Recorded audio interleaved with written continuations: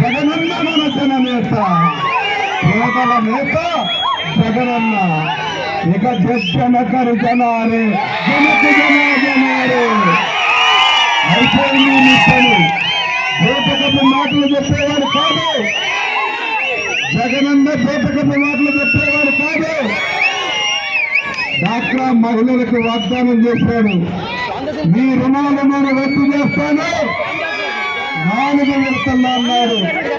4వ విడత నా దృష్టి నా చేతుల మీదుగా 4వ విడత 4 మండలాల్లో 26,000 కోట్ల రూపాయల రాష్ట్రంలో ఎంపీ గారు కనిపించట్లేదు రూపాయలు మన డాక్టర్ చెల్లెమ్మలకు రుణమాఫీ చేసింది జగనన్న.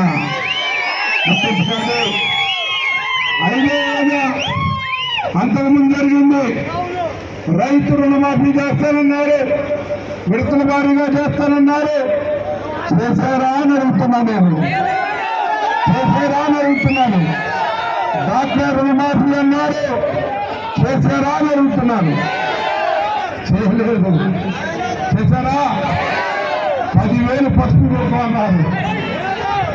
ఒకరోజు ఎన్నికల్లో 2 గంటలకి టెలికాన్ఫరెన్స్ పెట్టాడు చంద్రబాబు నాయుడు గారు. ఆ రోజు నేను ఇన్ఛార్జిగా ఉన్నాను,